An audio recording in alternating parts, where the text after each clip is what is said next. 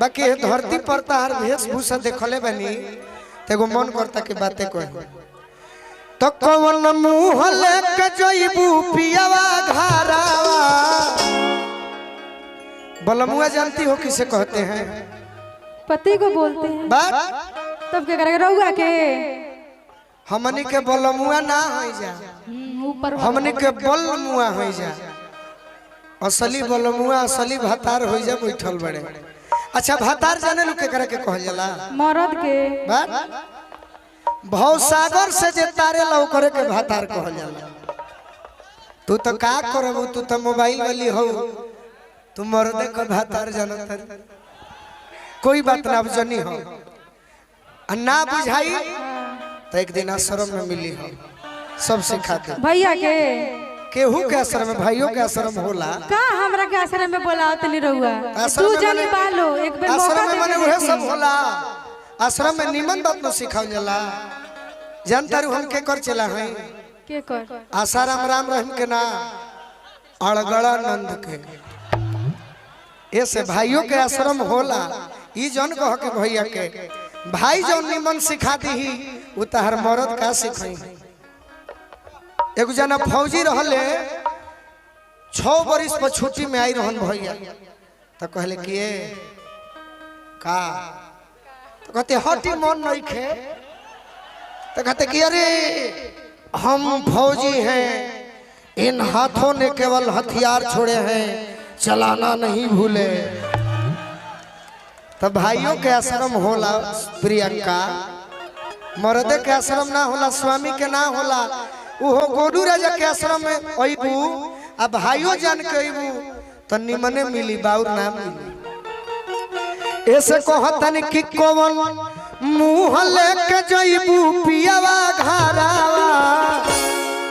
अरे यारवा जब दिल आइल बा कौन मुँह लेके जइबू पियावा घरावा।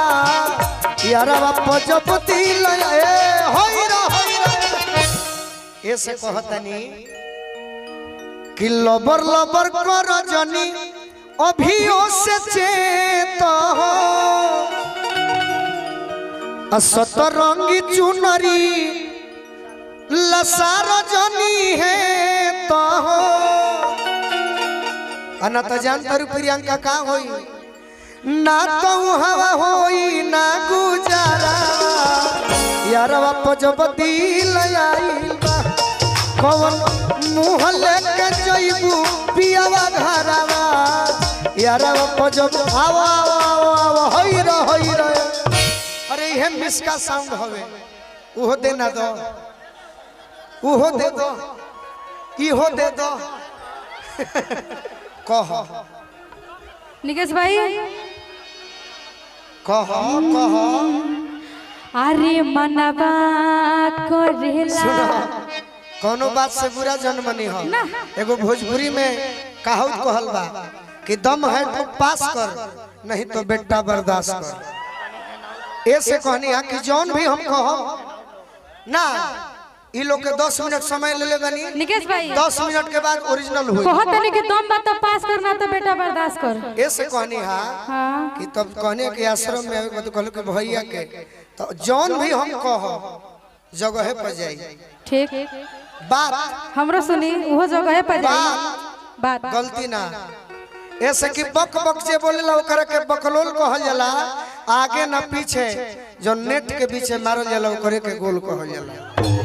जब खड़ा करैले बाड़ू तो कुछ सुनो आ कुछ सीखे के होखे तो सीखो। सीखते बानी निकेश भाई। तो राजा जी दिलवा मांगेलन जिया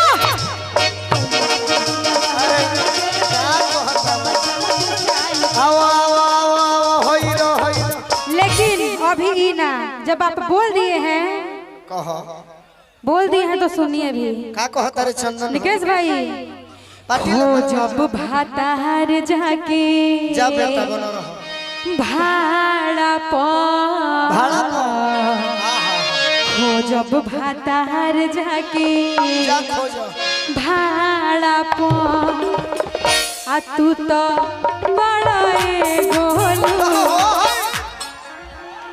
कहो खुल के कहो, खुल के कहो, खुल के कहो, तैयार बनी। तैयार हैं। का कहो तरु, पढ़ाने में जिनको जमाने लगे हैं वही आज हमको सिखाने लगे हैं। जिनको सिखाया कि चलना संभल संभल कर वो हवा में कबूतर उड़ाने लगे हैं। पेड़ पर चार दाने नहीं लगे, चारों तरफ से निशाने लगे हैं। पढ़ने पढ़ाने का माहौल कहाँ है, किताबों में खत आने जाने लगे हैं। तिरछी तिरछी निगाहों से क्यों झांकते हो तुम, तिरछी तिरछी निगाहों से क्यों झांकते हो तुम। अरे कुछ ना होगा आपसे, केवल हाँकते हो तुम। ये तो बात बा, हमने के साधु संत हो जाए, साधु संत हो जाए। एगो बात और कहो, गीत कहो, गीत कहे। यार चढ़ाने जवानी ना ना होई कौन रहे भाड़ा पर, एक और जवाब लो। भाड़ा पर हो, भाड़ा में रहे, ये हम सुनले बानी। तू जौन स्कूल में पढ़ा तरुनु ओकर हम हेडमास्टर बानी आ रह के छोड़ी अभी सीखता नहीं जा। भाड़ा में बा, भाड़ा में बा कि नरा नरा ने राजा। का कह तरु प्रियंका, यही से शोभनी के कहिला, तोहरे के ना अनुपमो के कहले बानी कि सुनो सो निमन कहे के प्रयास करो सो। रउआ कहेम त ठीक बा, हमनी कम से तो बाहुर। अच्छा भाई, एक आदमी हाथ उठा के कह के हम अभी बाउर कहले होखे।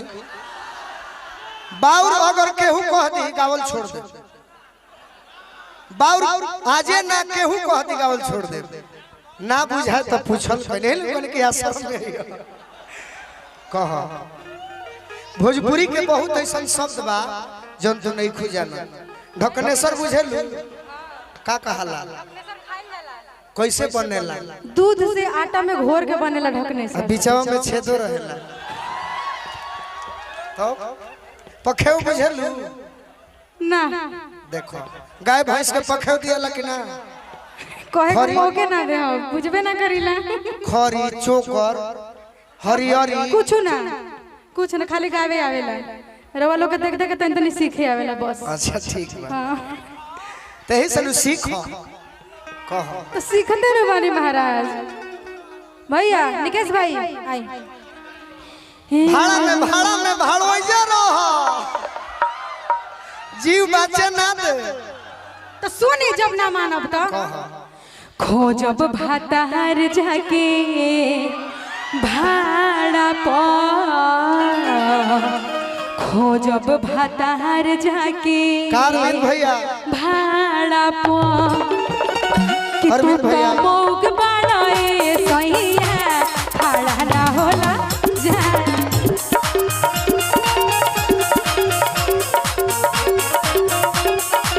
एगो बात आवी गोलू जी सुने, देखो हमारा से लड़ेला अखाड़ा में, हमारा से लड़ेला अखाड़ा में। कि तू तो छक्का बड़ा ए गोलू, भाड़ा ना होला।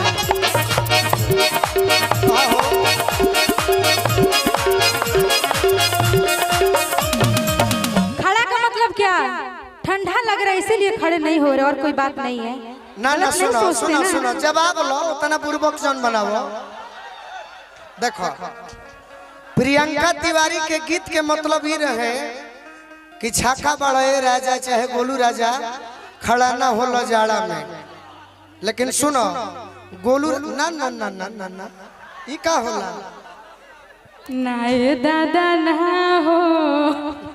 सुनो इतहार पहचान रहे कि तू ई बात कहलू, इतहार पहचान रहे कि तू ई बात कहलू।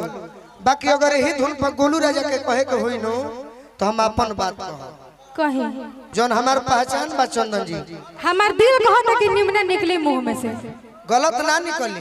भले हमारे के कल मेहरारू हमार गाड़ी दी कि जा हई हाल हो गई, लेकिन गोलू राजा अगर बाउर जोरे बाउर बन जाइ हेनु तो काल से फिर पूछना रह जाइए से हम यही धुन पर कहते नहीं कि कोई नी दवाई कलाकात में। दिस इज क्वालिटी ऑफ गोलू राजा कि कोई नी दवाई कलाकात में। यह सब गीत के कारण बाकी आज खेसारियो लाल हमारे के छोट भाई ने इज्जत करे ले। पवन सिंह तो घरी हड़बड़ रहता रे गलती नहीं की कहत का है और कवले बनी ऐसे कि हम भाई लालू यादव हैं जौन कहिलनु ऐसे ऐसे कि जौन हम कहिलनु तुरंत डंका के चोट पर मुंह पर कहिला पीछे ना कहि। तू कहलु हनु कि तू तो मऊ बाड़ो छाका बाड़ो इतहार मन के सपना रहे बाकी तहारा खाती है कहे के होइनु तो हम कहते नहीं कि कोई नी दवाई कलाकात में आ दिल्ली आ बॉम्बे औरी टाटा में तो हमारा रोग के दवाई बा हे गोरी के दुपट्टा में। हमारा रोग के दवाई बा हे गोरी के दुपट्टा में। कोई नहीं दवाई कलाकात में दिल्ली आ बॉम्बे औरी टाटा में हमारा रोग के दवाई बा हो गोरी के दुपट्टा। हमारा रोग के दवाई बा हे गोरी के आओ आओ आओ आओ होइरो होइरो। एक और जवाब बोल होके तो दो।